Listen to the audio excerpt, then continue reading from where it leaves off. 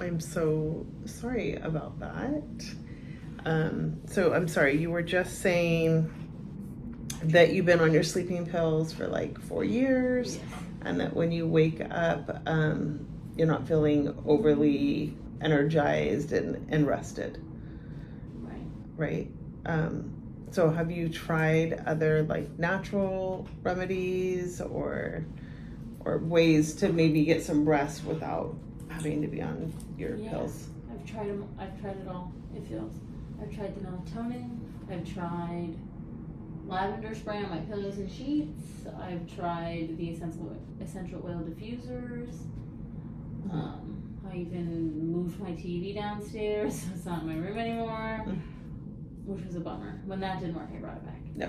You know, 'cause might as well. Watch your nighttime shows or Yeah. what type of things do you watch before you go to bed? Usually right now I'm kind of in like the trash TV or so reality TV, the Real Housewives of Beverly Hills, you know, Real Housewives of Orange County. Good times. Yeah. Because at least I get some. I mean, if I'm gonna be awake, might as well. Yes. But like, if I have an important thing the next day, like we had a team meeting today for work, I was like, I'm just gonna take the sleeping pills because I have to just try, you know? Right. And like, I was so anxious, and I was like, there's just no way I can't do both. Have you, your doctor who you're getting your sleeping pills from, have you talked to him to let him or her let them know that you're taking them, but you're not necessarily feeling refreshed and like that analogy that you're going through Jello? Have you ever shared that with them? Yeah. And what did they say? He says, just like we would have to like redo the dosage, like I should be taking less. Be taking less? Mm-hmm. And then I won't get the Jello feeling the next day. So have you tried that? Yes, but that doesn't help me sleep. You have, and then what? But then it doesn't help me sleep. It doesn't feel like sometimes. So then I have to take It sounds like you either don't sleep or you sleep, but you wake up feeling awful. Yeah. So they both sound like not great. Yeah. And the not sleeping is due to the anxiety, correct? So what about looking at some things that you could do before you go to bed that maybe would help calm your mind and your whole body? What are things that you currently do that make you feel like I could breathe a little? Not necessarily at bed, but just in general. What are some things you do that feel like you can calm your whole body a little? Actually, working out helps a little bit. And where do you do that? In my house. In your, how do you, like, what do you do for? And, like I clear, like I move the couch, the coffee table, I move everything out of the way, and I just kind of do my little weights in there. Yeah. And that makes you feel good? Yeah, I like to. Actually, and then I'll go on the treadmill or the bike. Oh, you have a whole gym in your house. Yeah.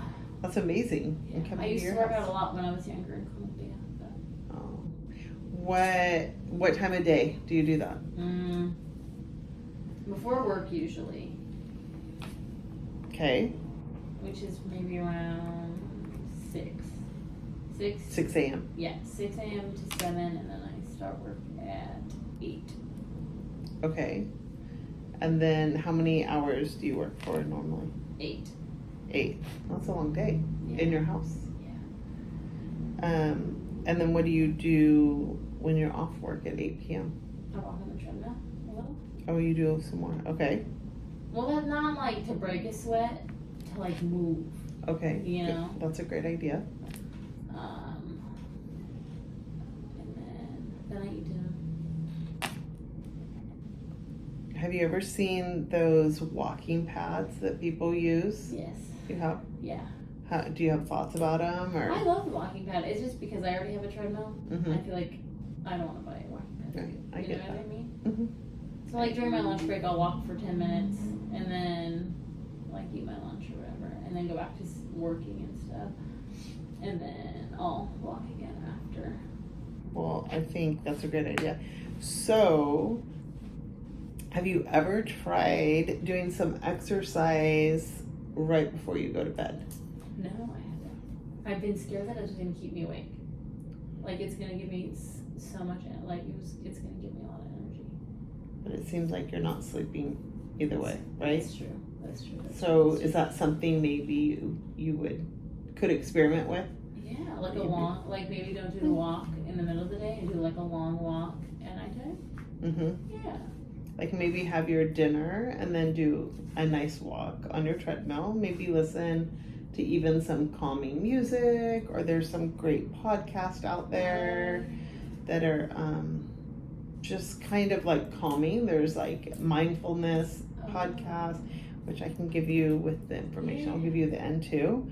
I don't know, maybe it's just something to experiment with. Like maybe it works, maybe it doesn't. But if you were open to that, maybe that could be. Yeah, definitely.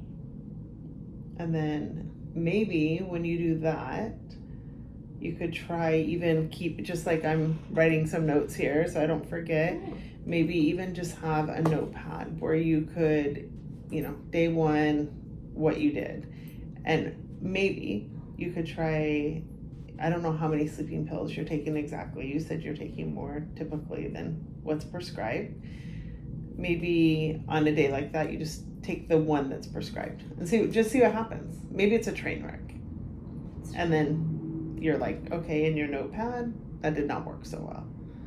Or maybe you're like, wow, like I took one pill and I was able to sleep for 4 hours. I don't know. This is like a science. Do you like science? Yeah. It's like a science experiment. Yeah. I haven't thought about it that way. I'm usually so like caught up in the, I can't believe I didn't sleep again. And then like just being so disappointed. And your body needs sleep and your mind needs sleep. Yeah. Like it's the whole thing, right?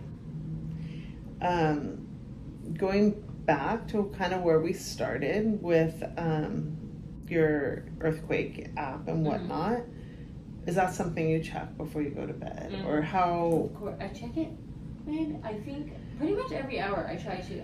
I've set an alarm on my phone that every hour it'll like remind me, because once I forgot, and then I like freaked out because I forgot. So what happened when you forgot that time? I mean, did anything?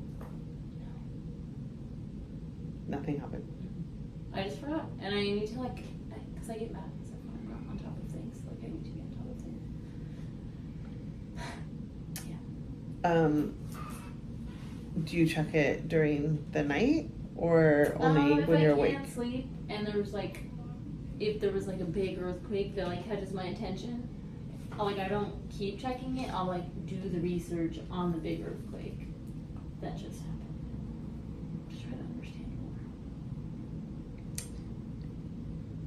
How would you feel about, like the sleeping pills, how would you feel about keeping a log on that also, about not changing anything, like keep doing what you're doing, but either in your phone, a notes page, or again, this separate journal, at 5 p.m. I checked it, and then just write down your feelings, like how you felt. Not that you have to change it. You don't have to change anything. Like, how would you be open to keeping track of how you feel? Yeah, I love keeping not track just of stuff. cognitively, but on paper. And then maybe you could bring that, and we could even talk about it and talk about. I know for me, a lot of times, what I think is the case, and then when I see it written down, I'm like, oh, that's not exactly. Cognitively what I thought at that time is not, they don't totally match. Yeah. So I'm just wondering if that's something you'd be open to. Yeah, I love keeping track of stuff. It's kind of my thing. I like it. So that might be good. And then maybe you can start seeing, patterns of either what happens if you do check and how you feel, or if there's other times where you happen to accidentally forget. Yeah. What did that look like for you? Is that something you think would be helpful? I think that would be wonderful. Yeah. And then, what's the other thing I was going to say to you? Oh, about your friends. So how are you feeling about kind of extending invitations to them, or Good. I think I'm gonna do it this week or next week. what's going on this week? What do you have going on this week? Tell me what you have going on this week. Nothing. It's just this week is this week, and next week is next week, and I can do the big thing next week. There's a what? I said I feel like this is a big thing. Yeah. So I want to do that. Being next here? Week. No. Oh, inviting them. Yeah, so It's you a want big some thing. time to think about it. Is that But what you're it's saying? like I kind of wanted. Should I just do it? Rip the Band-Aid off and invite them over. I don't know. Because I'm feeling good. Like I'm kind of in a lull right now. Wait till I get home, and then I'm gonna be an anxious mess. But like it feels like such a good idea right now to like invite them. So maybe I should just take advantage of that and rip the Band-Aid off and invite them over. I like the analogy of rip the Band-Aid off sometimes, right, when we think about it. And perhaps you rip it off and you ask them and they say, I can't this week, but I can next week.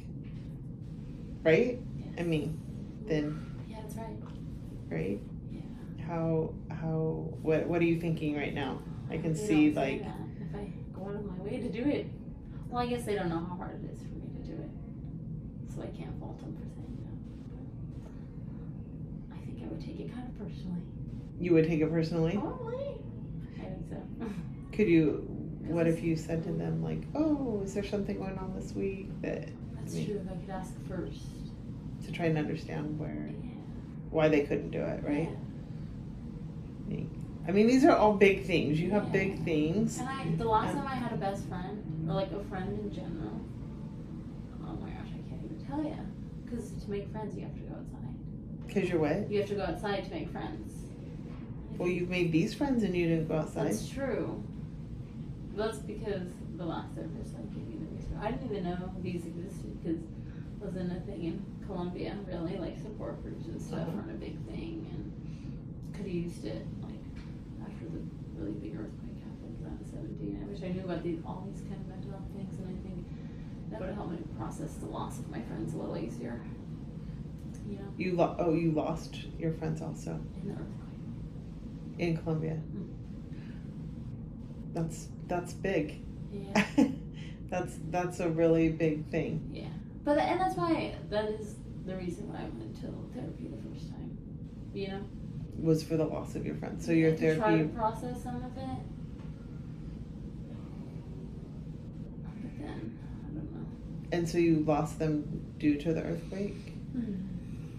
I'm really sorry. It's okay. I'm really sorry. That's a lot. And that was in Colombia. Mm-hmm. And then you moved here. Mm-hmm. And how long were you and your husband here before he left? We were here probably 10 years. Oh. And those 10 years, so prior to these 4 years, those 10 years, were you out and about, or you have these feelings also?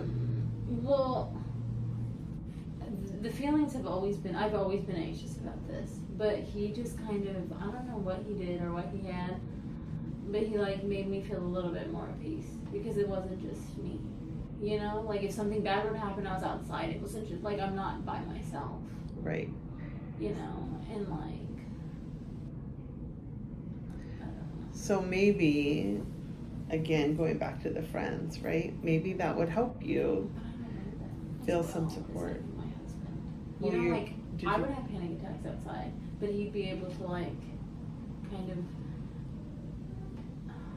soothe me, Mm-hmm. and like I just don't feel safe enough with them to like be able to like have a panic attack in front of them, or like have a mental breakdown if that were to happen. Like I would just be embarrassed, and that would probably make me even more anxious, and then it would just, to me, it feels like it would just spiral out of control. Right. And what would happen if that didn't happen? What would happen if you were with them and you didn't have a panic attack?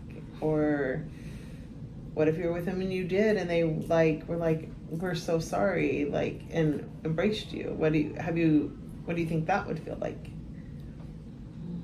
That would feel good. But also, yeah. Good but weird. Like good. But I think it would make me miss my husband, to be honest. Like this should be him. you know? I don't know if that makes sense. No, that does. Yeah. However, I guess right now I'm thinking your husband, you're in a lonely place, and it is so amazing that we have technology to FaceTime your husband, right? And to feel that connection. But like you said, you want someone to kind of touch you, embrace you, Yeah. which is such a natural human feeling. And I'm just wondering if there's other ways that you can try and feel that connection, even besides the friends. Like you said you joined this support group. I wonder if you said you like Googling and you look up, I wonder if there's groups out there of other people who maybe are feeling like that loss of connection due to maybe a loss of friend. I know you said the group you're with is from other spouses or family members who've had deportation. But have you ever looked up if there's support groups for earthquakes or just kind of that lack of friendship? Is that something you've ever? No, I didn't think this would exist. Actually, I thought, for some reason, I thought like no one really worried about this stuff with me, to be honest. Like the earthquake stuff, like where there have to be like a specific group. But I'll look it up. Maybe that would be something to look up. Yeah. Like and feel. My guess is that you're not the only one that's worried about Hopefully they don't meet in person. kind of not being.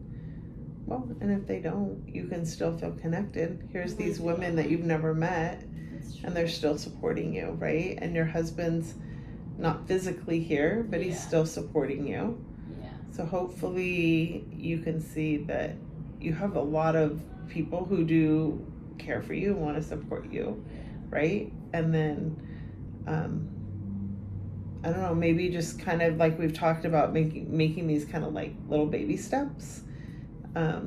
Just one thing, like you said, oh, maybe I'll rip the Band-Aid off and ask them. Maybe these things that are just like one thing at a time could help build some confidence. I don't know. How does that feel? Scary. I really hope they don't have to meet in person.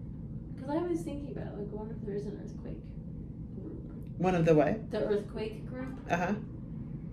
I wonder if there is. That's something you'd want to look into? Or how does that feel at the thought of maybe trying to find people that could resonate exactly? Yeah. You found these people who resonate with the deportation, right? And that probably, you've said, feels good. Yeah. How maybe you could find that same thing with this worry and concern. I think that would feel pretty good, actually. To like have somebody know exactly how I'm feeling. Sometimes I think that's the lonely feeling, is we think people don't understand us. Yeah. Right? Yeah. I think I'd be able to do that. I think I should look into it. I love that. You see, you're brave. You're braver than I think you maybe Today, even I'm know. brave. Today. Well, every day is different, right? Yeah. Every day. I think sometimes we want to bite off the whole thing. Yeah. And maybe just how we talked about also is just writing down small tangible things. Yeah. And keeping record of small things. Yeah. So as we get ready to wrap up our time together, I would love to just hear from you just your initial like, okay, this is what I can do. This is how I'm feeling. I for sure think I can invite those ladies over to like watch a movie or play a game. For sure, I think. And then I'm for sure gonna track how I'm feeling after I check the earthquake thing. Mm-hmm. And I want to try the working out Before bed. Yeah, and like I liked the approach of like it's a science experiment. If it doesn't go well, it's no big deal. Like I'm not I'm gonna try not to beat myself up over it. Mhm. I think I'm gonna try that too. It is hard. Sometimes it's hard for us we have a lot of expectations of ourselves. And I'm kind of, it's like to the point where I'm kind of over it, you know? I'm over not sleeping. I'm tired. I'm tired. I'm so tired. So it sounds like you said when you came in, you're tired, you're exhausted. It kind of sounds like you really don't have a ton to lose No, if you try some other solutions, right? Yeah. So I love that. I love that you're open to kind of, we said, the science experiment, trying it, tweaking things here and there, And then then maybe like in future sessions, you and I could go over the stuff that happened with my friends again. I know like me and my previous therapist like processed all of it, but maybe it's not all the way processed yet. Mhm. You know, I don't know.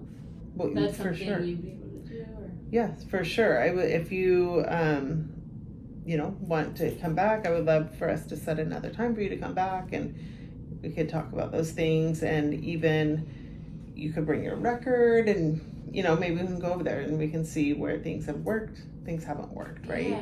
And I think one thing to always remember is like our life, it took you a long time to get to this point, right? Yeah. You said it was years ago that the initial earthquake happened, and then you were kind of nervous but felt okay, and then your husband. So I think that's one thing to be mindful or cognizant of yourself, that you didn't get here overnight, and so you're probably not going to get rid of these feelings overnight. Yeah. And so just be gentle with yourself and like give yourself some space, right? I know that sounds sometimes like kind of annoying with ourselves, but just I think that's just important to maybe even write a note, maybe on the top of wherever you're going to keep your notes, have a positive thought in there, a positive affirmation, like I can do this, rip the Band-Aid off.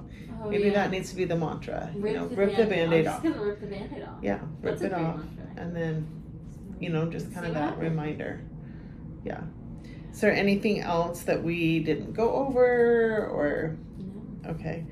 Well, thank you for sharing and being brave. And I know, like I said, it's not easy to share the things that are heavy for us, especially in these first sessions.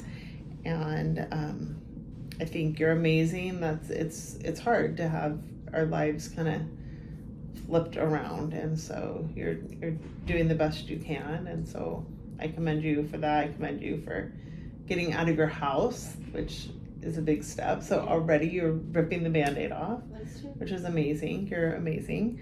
As we finish up, I just again, I'll give you my information if you want to email me or whatever. You can do that if you have questions, and then you can use that to set our next appointment. And it's been great meeting with you, and I Nice to hope meet it's you. been helpful for you. Yes, it's been very helpful. Thanks.